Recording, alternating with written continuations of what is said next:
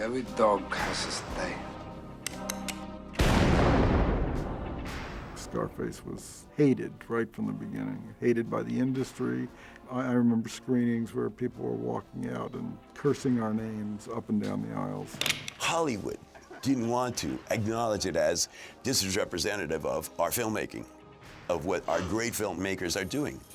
It's not a human story that everybody can relate to. It's fucking Dante's Inferno. I took you out to fucking hell! The audience responded as we had hoped they were to respond. At that point, I knew we had something special. I'm Tony Montana, a political prisoner from Cuba. And I want my fucking human right now. When I was watching it, I knew I was watching something special. I loved it. I don't know what about it made me love it so much. I was like, oh my God, I want to watch this movie again and again and again and again. It really does feel like the best of Brian De Palma combined with the best of Oliver Stone and the best of Al Pacino, these three icons of American filmmaking. The movie came out in 1983, really in the middle of the cocaine wars in Miami, so it was very much about contemporaneous history. It was a time when this country was immersed in cocaine. Scarface gave you the license to experience it as a grand, operatic, over-the-top movie. This film pushed the borders of outrage on every single level. It was shocking in its day, and I'm sure if you see it for the first time today, it's shocking. It influenced me 100%, no question about that. That reality, that fast-turning ugliness. I can remember the feeling of shockwaves, you know, that this is something that you don't feel that often in movies. I buried those cockroaches! It has embodied that kind of cult following. It rivals that of a rock band that's been around for 40 years. Just that one movie. So say good night to the bad guy. The last time you're gonna see a bad guy like this again, let me tell you. Blown away, man. Blown away.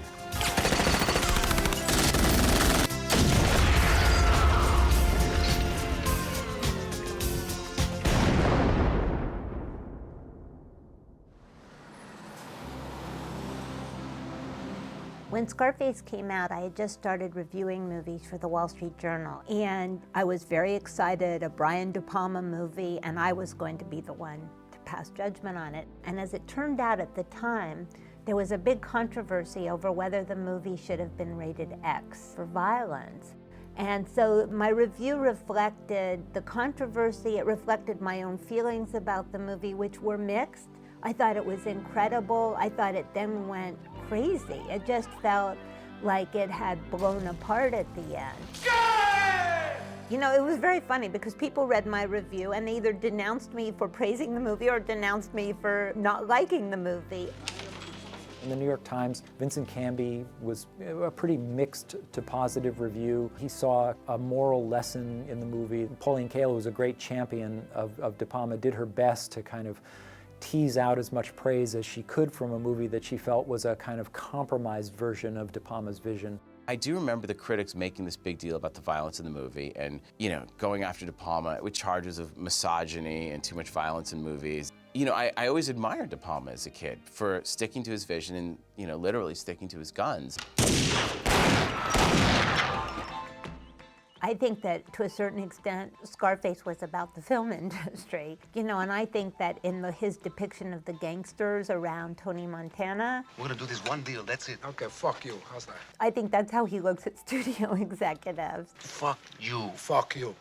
I had just made a very difficult, very unsuccessful picture, Blowout. I was kind of wanted to move into a different world. I was hoping to make a more commercial picture by making a gangster picture. I'd never done one before. And this was such a great script that I said, hey, I can do this. I've always been a fan of Brian De Palma's.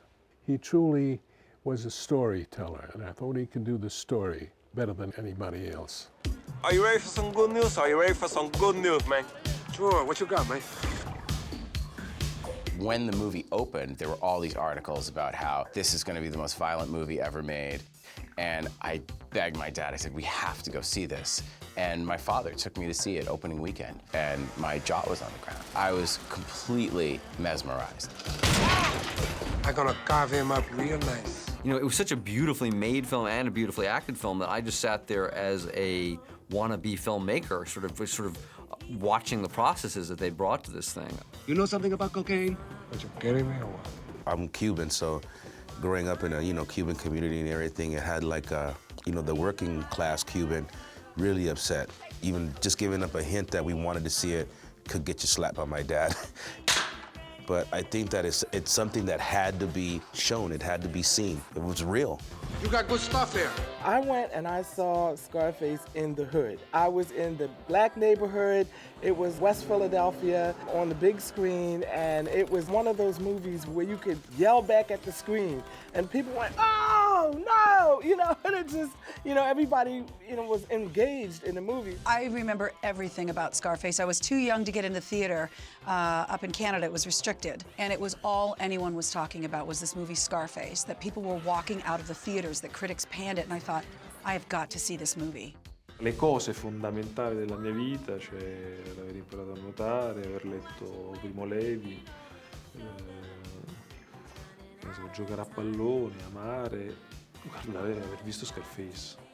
We had a friend of ours that somehow got a copy of a Scarface on VHS. Coño, qué rica!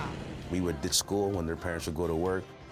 We would ditch school and, grab a bunch of 40 ounces and stuff and go to her house and watch Scarface. And wow, man, we watched it like every day for like 2-3 months. It was everything that I thought it would be and more, because I came from another country. It was the dream, the American dream, and it represented all of that for me. And I had no idea that 6 years later I'd be living in Miami Beach, living my dream. This is paradise, I'm telling you. ¿Cómo se llama? Antonio Montana. And you? What you call yourself? The image of Al Pacino in one of those bright, colorful, tropical tourist shirts, but then the sneer and the scar was a perfect symbol. That was the Jekyll and Hyde character of Miami and its reputation at that time. There's nothing you can do to me that Castro has not already done. Get him out of here! Watching it, you believe Pacino is Cuban. As you go through it, you're not looking at the actor, you're looking at Tony Montana, the person, and he's Cubano. And he just captured so many things, Them working in the sandwich spot and making Cuban sandwiches at medianoches. Si viene sandwich, man.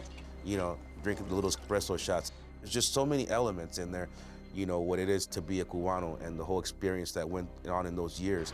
Man, you're pushing your luck, okay? Don't worry. That was dumb, man. Hey, Harold, you worry too much, You're gonna have a heart attack. I used to bug Al. All the performances, all the characters you've done, as great and as incredible as they are, like, what are they gonna think of fucking Tony Montana? Have you thought about it? And he'd be like, they're either gonna hate it or they're gonna love it. Now you're talking to me, baby. That I like. You cannot take your eyes off him when he's on screen. It's impossible. He's never in the moment. He's always a step ahead of everybody else. She like me. How do you know? The eyes, Chico. They never lied. I think my favorite scene in the movie might be when he's in a car with Stephen Bauer. And Stephen said, "Oh, what about the boss?" He said, "The boss, he's soft. That guy's soft." Fucking love that. That guy's soft. And I grew up like that. Look in his face. If a guy like that smells weakness, it's a wrap. They're gonna eat your ass up. And when I saw that moment between those two, I fell in love with that guy there. Me, I want what's coming to me. Oh, well, what's coming to you, Tom? The world, Chico. And everything in it. Every actor that was chosen made a really conscious effort to attack this story with absolute truth. And here we are, and the performances stand. All of them. I mean, all, like bang, bang, bang, all of them. When I was younger watching the movie, I just wanted the hot chick. Like Michelle Pfeiffer. It was just like, yeah, that's what you want. Michelle Pfeiffer, she's almost like a kind of Barbie doll that's still in its case when she comes out there. And she was initially just used as a beautiful object. Oh, she was, a beauty, marvelous. She was high on her own supply, all right. There's a shot that slow zoom on Michelle Pfeiffer where she's sitting at her makeup table there in front of the mirror, and she's doing cocaine. And by the time the shot settles, she's had a cocktail and taken a hit off a cigarette. And you live like that. And a lot of people did in Miami at the time. It takes its toll. Mary Elizabeth Mastrantonio was incredible as Gina. You got some nerve, Tony! You think you can come in here now and tell me what to do? She represented the innocence. That's all she wants, is to have Tony's love and affection and be part of the ride. I'm all yours now. I think you and me, we can work this thing out. Also, I like the actor that said, "Whatever you do, Tony, don't fuck me, Tony." Don't you ever try to fuck me. I did a movie a while ago where I played a Colombian drug dealer, and I took that guy's accent. "Don't ever fuck me, Tony." Even the very small parts. I mean, people with 1 and 2 lines in that movie are wonderful. Hello, Tony. Every day above ground is a good day.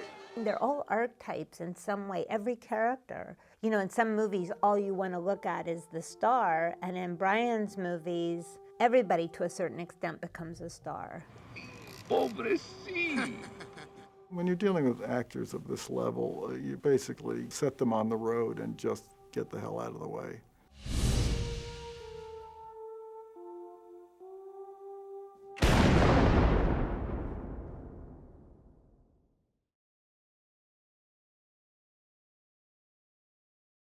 Where'd you learn to speak the English, Tony? I watch the guys like Humphrey Bogart, James Cagney. They teach me to talk. I like those guys.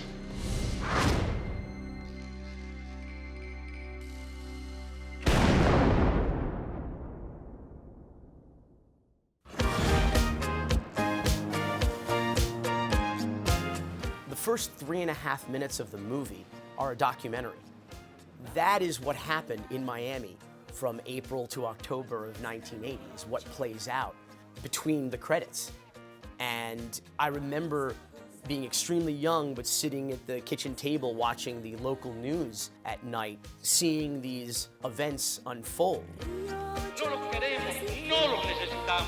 Fidel Castro mocked the government of this country by sending criminals. But among those bad people, there were great people too, which I knew a few of them. You know, like a few of my songs that I've recorded and have been very big hits were written by these 2 sisters that came in the Marielitos. You know, myself being a Cuban refugee, knowing what the Cuban has to go through to get away from the clutches of communism, as my father did and my mother did. As a kid, I still remember going through like all the immigration offices and meetings and stuff like that, so that scene is in there too. I always know one day I'm coming here, United States. Just similar stuff, like I remember the day that we went to the office and they gave my dad all of our green cards and stuff, and boom, you know, and watching my mom start crying because, you know, we got to America. It was funny that me and Stephen Bauer, Manolo, we're both Cuban. Yeah, let's do it, man, come on. I was approached by some Cubans saying, you gotta tell the producer, Universal Studio, and who's the producer, Marty Breman, you gotta tell them that this movie, they gotta go easy on the Cuban, that's not right, you know. Yeah, I said, oh, sure, I will, you know. But me and Steven, we know that it was a movie and did not represent all the Cubans. Martin Bregman said when they began to get death threats, they realized it was time to shut this thing down and go to LA to film the rest of it. We weren't anti-Cuban, we weren't anti-anything, we were looking to tell a story. And as time went on, the threats seemed to fade off into the distance, and I'm glad they did. I know my people, we're not all a bunch of killers and dope dealers, so just watch the movie, man, for what it is. It's a movie about some shit that really happened. Scarface is full of tension, and it's a movie that shows you how quickly violence can happen in that atmosphere. I think in Scarface, the most visually designed was the whole motel sequence. Okay. You want me to come in? We start over again, man? There's a lot of little humor touches that add to the tension in the room. You're gonna get to know me when you start doing business with me and stop fucking around, Hector. These are played for almost comic touches in the beginning, so that when the chainsaw is pulled out, your initial reaction is to laugh because it's like, a chainsaw in the middle of this tiny motel room? Like, how is that even gonna work? Sube volumen. What De Palma did was actually quite controlled. And in that chainsaw scene, the way he leaves the motel and goes down to the car, and you're watching Manny talking to this girl, and you're just like, no, no, no, your friend's getting up there. Like, just like slowly, he really, really, really teases you. The scene with the chainsaw, for me, when I saw that in the theater, was arguably one of the most frightening things I'd ever seen in a movie, because it was so real. Certainly it was a violent movie, although again it's so ironic. You look at that movie now and we've done things on Dexter that were more graphic than the chainsaw scene in Scarface, which was, you know, at the time people were running out of the theater, kind of was what we were being told. Howdy leg, huh? La scena della motosega, sicuramente molto pulp, splatter, anzi si direbbe. Ma io personalmente ho vissuto vicende, ho vissuto nel senso che ne ho letto nelle inchieste, ne ho scritto di vicende molto simili. Le bande di bielorussi nel sud Italia utilizzano il saldatore, ti inseriscono il saldatore nel sedere, lo accendono e ti dicono di parlare. Se tu più ritardi, più il saldatore diventa rovente e ti esplodono le budella. E questa è una cosa che è successa qualche anno fa nel sud Italia. Chichi, get the yayo. That word yayo messed me up forever, because everywhere I walk in, any nightclub, any bar, I had to hear like 20 times a night, Chichi, get the yayo. Está bien, Tony. The end of the chainsaw scene, this incredible act of violence, this vicious act of violence right there outside the Beacon Hotel, which is, all those buildings are still there. They're all restored, beautiful Art Deco structures right there on Ocean Drive. It's this sleepy retirement village. It's God's waiting room. Episodes like that happened on an almost daily basis in Miami Beach at the time. Another great night here at the Babylon, right? Okay. Wherever I go, virtually, people will mention Scarface. Is that Coke in your bra? You just glad to see me. Of all the things I've done, that's one of the things where people just, you know, they nod their head, you know, Babylon Club, or, you know. So please give a warm Babylon welcome to the one and only Octavio. I remember when I was a kid, my favorite scene was the scene in the Babylon Club where Octavio gets shot. And I was obsessed with Octavio, and I'd think, this poor guy, he just went to work that day, he just wanted to entertain, and now he's just getting shot up for absolutely no reason.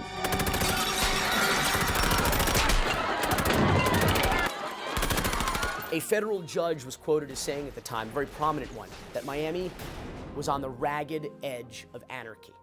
And that was because we were being stretched to our limits with respect to crime, with respect to corruption, and murder.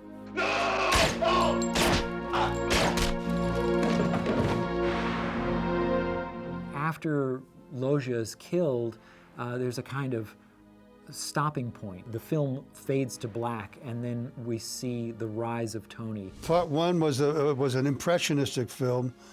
Part two was an expressionistic film. They were totally different. Push it to the limit. I mean, everybody likes an underdog story. As sinister as he is, that's part of what makes Tony Montana as likable as he is. I mean, America's built an entire country and culture on the concept of you can come here with nothing and the world is yours. When people that come from nothing all of a sudden have a lot, you do overdo things. You overdress. You go and buy everything because you never had anything. So that's the way I saw it. I mean, yeah, it was like ridiculous, but they would do that. It's a kind of very interesting, very quickly done portrait of a marriage. The idealism of the romance fades. The Michelle Pfeiffer figure, she's thoroughly disgusted with Tony. Can't you stop saying fuck all the time? Where did you go, Paul? There are kind of very funny lines in there. I was only kidding! And it's just this kind of portrait of decadence, and yet also a man who's become very paranoid. Who put this thing together? Me! That's who! Who do I trust? Me!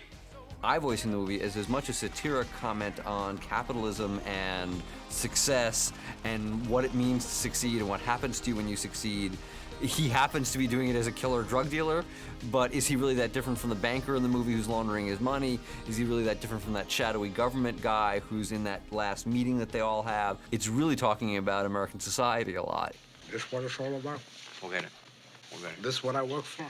One of my favorite scenes, though, was the dinner scene when he's saying your womb is polluted. Her womb is so polluted.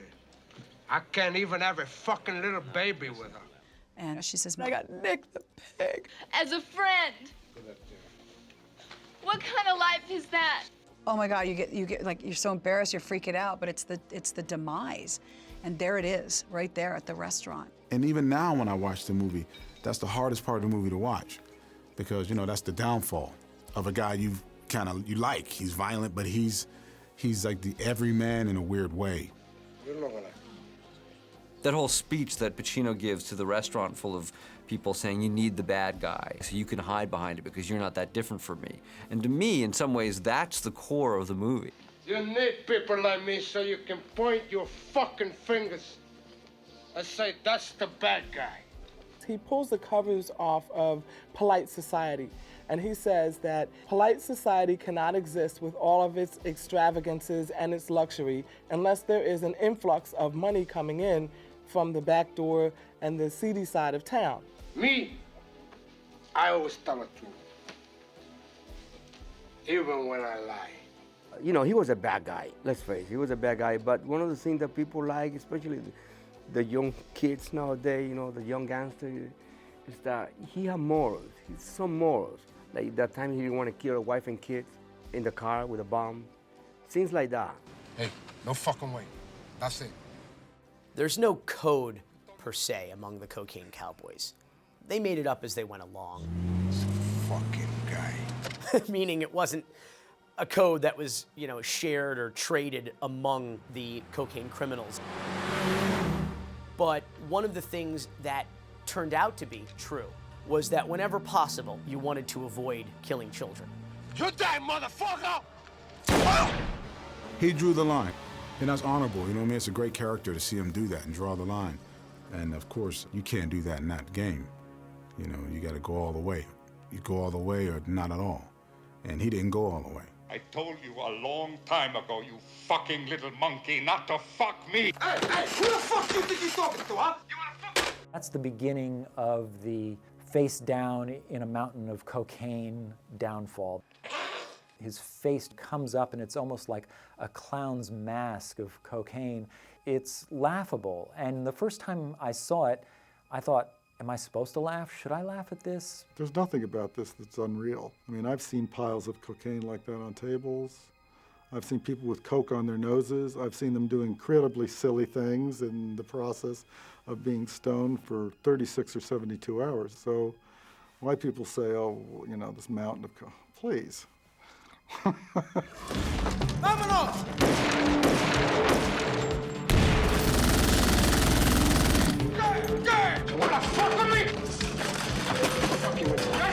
Al is one of those great actors who's never finished with his work. And so I imagine on Scarface there was a constant experimentation. I bet he tried things every which way. Say hello to my little friend here. Say hello to my little friend here. Oh! Say hello to my little friend here.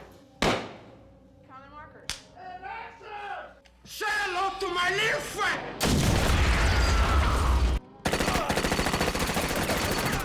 Tony Montana at the top of the stairs with his guns. I mean, that is one of the most badass scenes for one of the most badass characters in cinema history.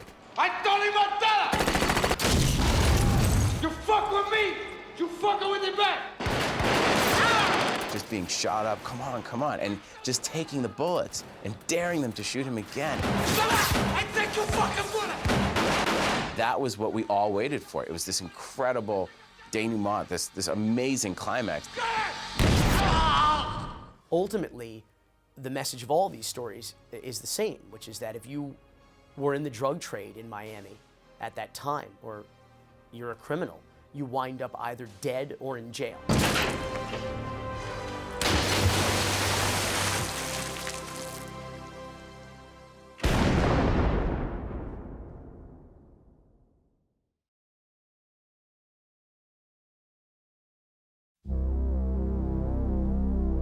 it came out. People hated it, some people loved it.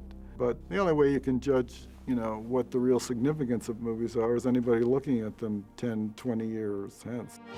This country, you gotta make the money first. Then when you get the money, you get the power. Then when you get the power, then you get the woman.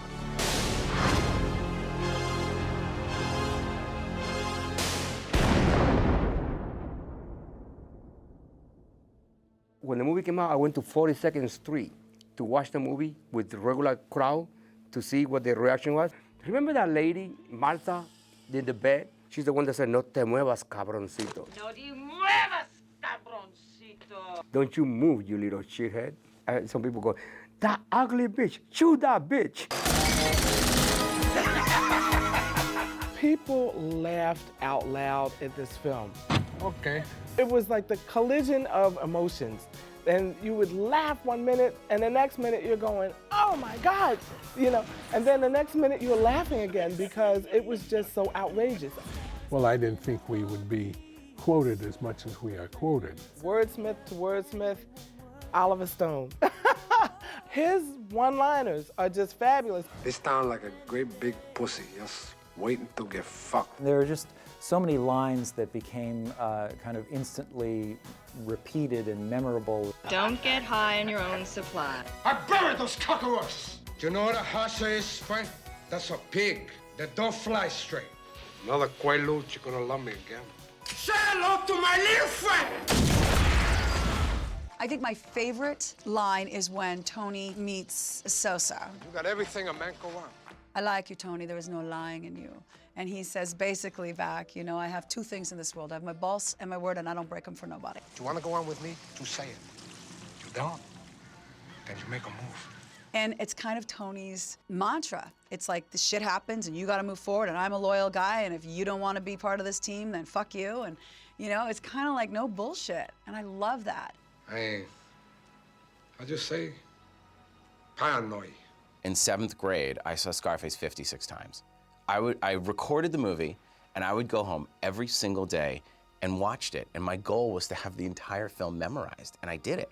And kids at school would test me. They were like, "Do the scene where Tony kills Frank," and I could do the entire scene. No, don't kill me, please. Don't worry, Frank, I'm not gonna chew you. "Oh, Tony, thank you."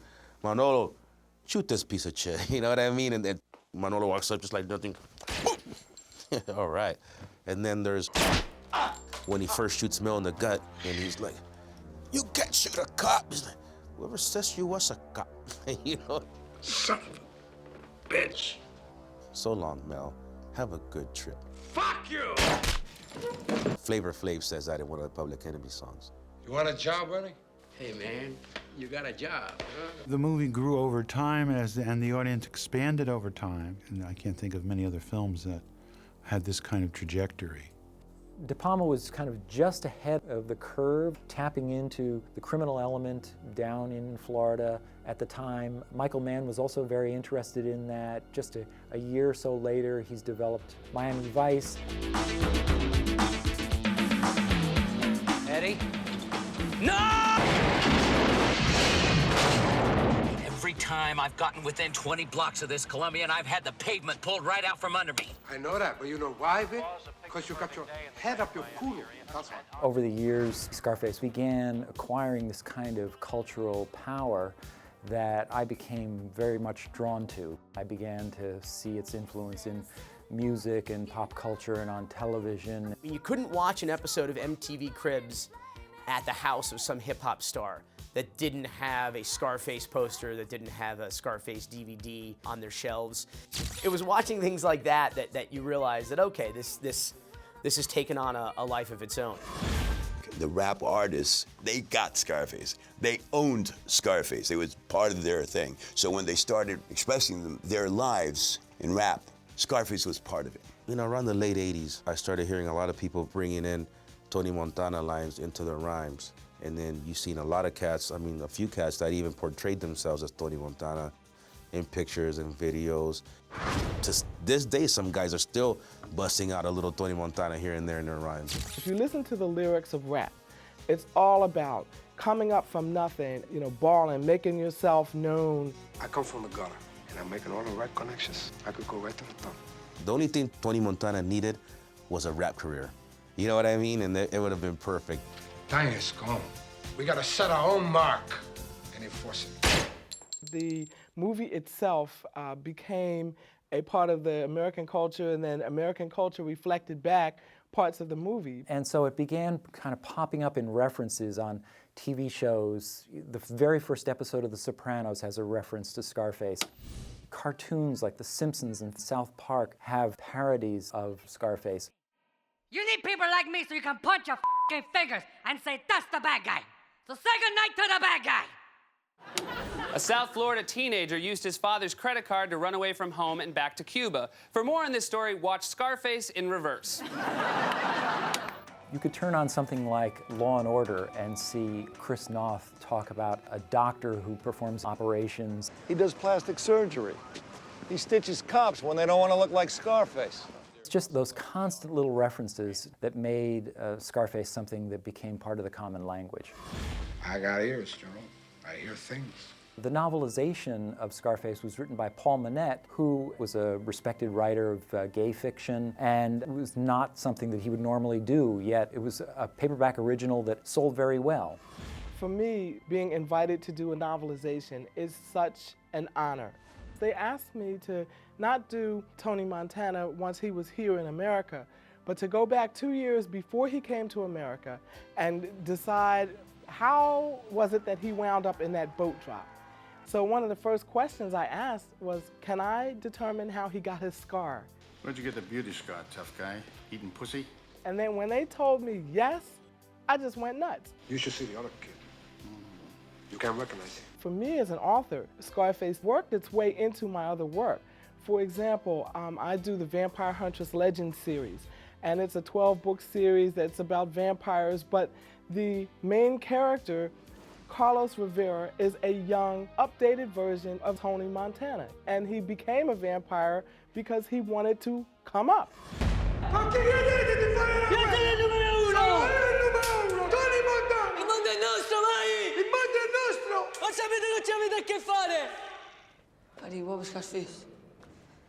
Io ho scritto il mio libro Gomorra in una stanza dove c'è il poster di Scarface. Non solo quello, ma era una casa studenti, quartieri spagnoli. You look at the poster, that poster is probably in more college dorm rooms than any other poster from that period. How much? 43,000 fully equipped. That all? The Scarface merchandise was also a kind of product of the fans originally. People made their own Scarface t-shirts before they began to be manufactured. And then a whole kind of industry built up around it where you could buy Scarface toy figures. Push it to the limit. I own a pair of Scarface shoes that have the image of Al Pacino on them. T-shirts with Pacino's face, Scarface, lighters, Scarface. It's just crazy. Who wouldn't want to walk around in Scarface slippers? Eventually there were even video games. Scarface, The World Is Yours sold over 2 million copies the first year it was released. The video game they were putting out, what would have happened to him if he didn't die? And it gave fans and enthusiasts of Scarface a way to channel that energy. And I was one of the malls, the chicas, and when I got asked to do it, I mean, it was just like incredible. Did you find that in a fortune cookie? Yeah, they called us up one day to come down and do some voiceover stuff. So I was like, yeah, cool, man, for Scarface, yeah, whatever. So I went. And basically, all they wanted me to do was just sit there and curse a bunch of stuff, in Cuban slang. So I was like, shit, no problem, man. Vete pa la pinga, come mierda, tú no sabes mierda.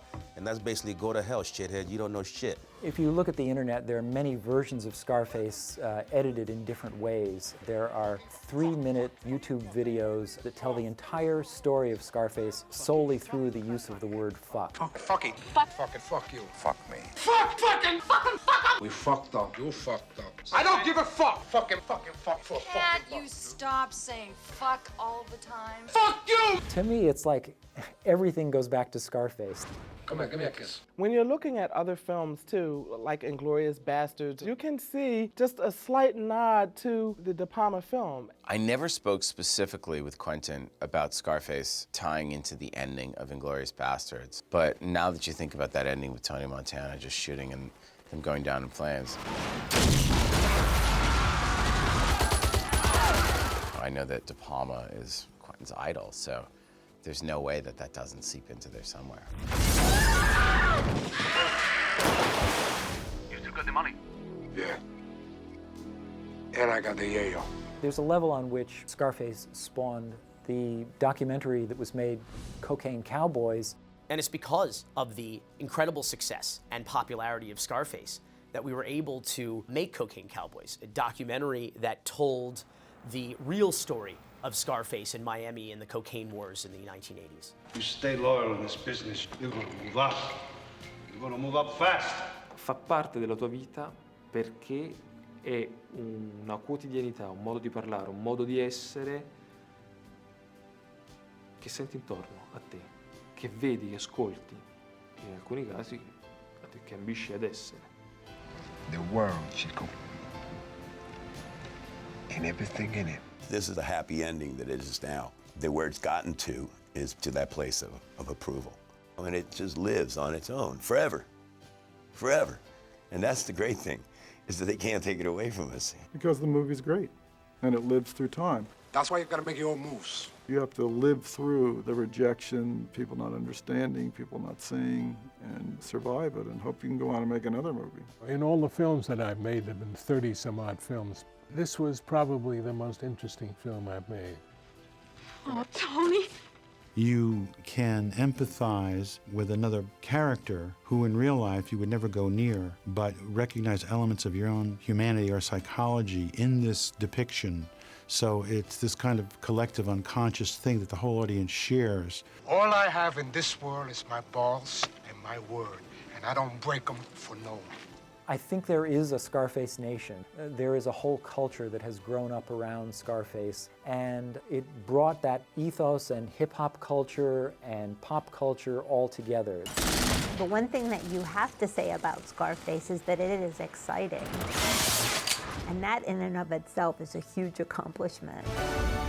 At 17, it was my favorite movie, and to this day, it's still my favorite movie, with all of the movies I've seen in between, because of what it represented to me. It's to the land of opportunity.